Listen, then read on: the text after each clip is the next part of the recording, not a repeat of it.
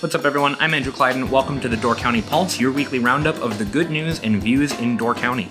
This week on the Door County Pulse, we take a look at what might have been the most photographed spot of the summer.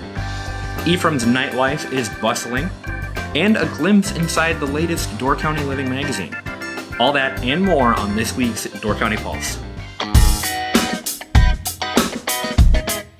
Last month, the Kewaunee County Public Health Department's annual Back to School program provided dozens of handmade fabric face masks, which were donated by the Kewaunee Artisan Center to students who are returning to school this year.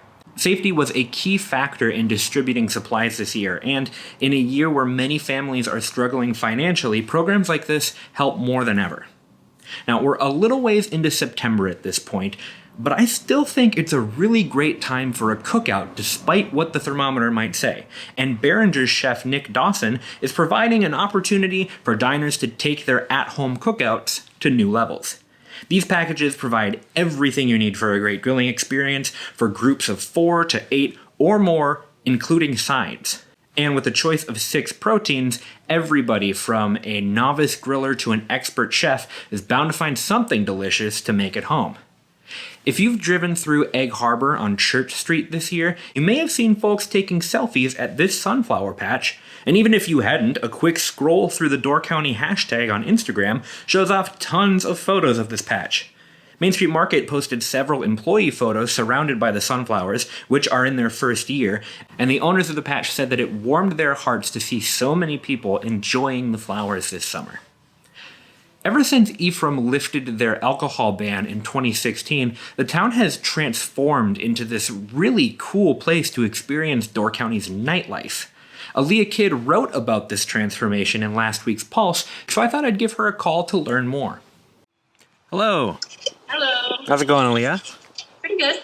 Good. So you wrote an article last week about how ever since Prohibition times ended over in Ephraim, they've just been partying down over there.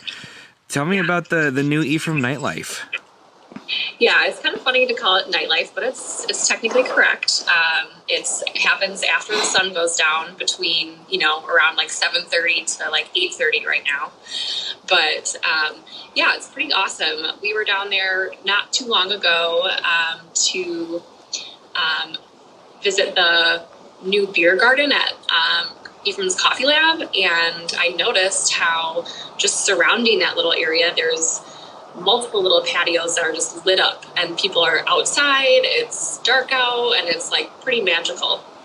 Yeah, it seems like there's been just a bunch of new things that have popped up that have really taken advantage of, Ephraim not being a dry county anymore, because you've got the beer garden, but then you have Pearl Wine Cottage as well. What are some of the other places that have popped up? Yeah, so there's also Trixie's, which was, I think, the first one that moved in after that ban was lifted. So they opened in 2017.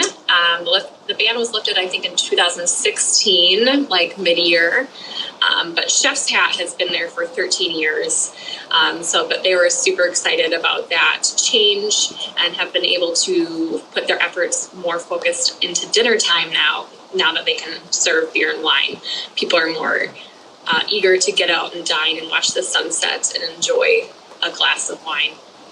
Do you think that it has kind of transformed Ephraim into this more, kind of exciting walkable town? Are people taking advantage of different locations each night, getting something somewhere and something, in the next place? Yeah, I think it's changed Ephraim a little bit from maybe that place where you spent the day walking around and being by the water and then getting breakfast and lunch to being able to stay there all day, grab dinner, grab an after dinner drink, and then, kind of hop around there. Todd Bennett from the Chef's Hat said he's definitely seen people come in for an appetizer and then go next door for a glass of wine or a glass of beer. And then, Trixie's and Chef's Hat, their cuisine is pretty different. So you can pretty much experience a variety of things right there on Church Street. Yeah, I think Ephraim has always had this kind of beautiful and fun characteristic, because you've got all of that waterfront access, and then you've got fun family places like Wilson's. But I feel like in the last couple of years, it's definitely become a cooler place too. There's definitely sort of a more cool young energy that's kind of taken over in that spot and turned it into something unique. Yeah, it is pretty cool. And that side street, Church Street, is, very quaint and beautiful, and it's, low traffic. So it's really a great place to just stroll around and enjoy the evening. Cool. Anything else people should know about Ephraim's new nightlife before I let you go? Well, I mean, a couple of those places are seasonal, so if you want to go check it out, I would do so soon. Yeah, definitely got some time here before it starts to end. The weather today is cold, and I think that this is a sign of things to come, but still definitely some time to get out and enjoy. Thanks for chatting with me, Aaliyah. Yep, no problem. All right, bye-bye. Bye. Aaliyah is the Pulse's resident foodie, but she's also an avid runner and outdoors person. And recently, she took a hike through one of her favorite natural areas, Toft Point, and shared her experience. Toft Point is a beginner-friendly hike, and it's open year-round. But like any fragile ecosystem, be sure to use sustainable practices when you visit. Finally, this week, I wanted to take a look through the pages of the newest Door County Living magazine to see some of the cool stories that you can find within. Some notable stories include a piece on Christy Weber, who has championed many Door County historical icons over the years, including the Steel Bridge in Sturgeon Bay and the Granary. If you ever wondered how the dollar bills got up on the Husby's ceiling, this piece details how the tradition started. If you're a graphic design buff, Alyssa Skibba dives into the design behind some of Door County's most recognizable logos.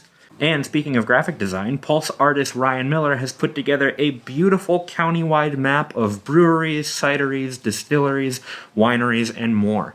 And those are just some of the great stories that you can find within the newest issue of Door County Living magazine. It's available for free everywhere in Door County, so be sure to pick one up.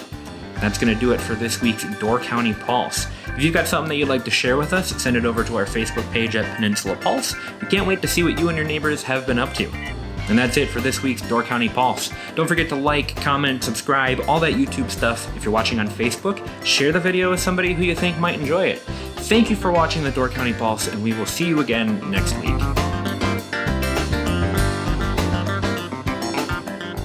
Thank you for watching the Door County Pulse. Don't forget to subscribe and hit the bell icon so you will be notified as soon as there is new Door County content for you. You can check us out online at doorcountypulse.com, where you can see Door County news and the Door County Pulse podcast. Check out another video while you're here, maybe watch a playlist, and we'll see you next time.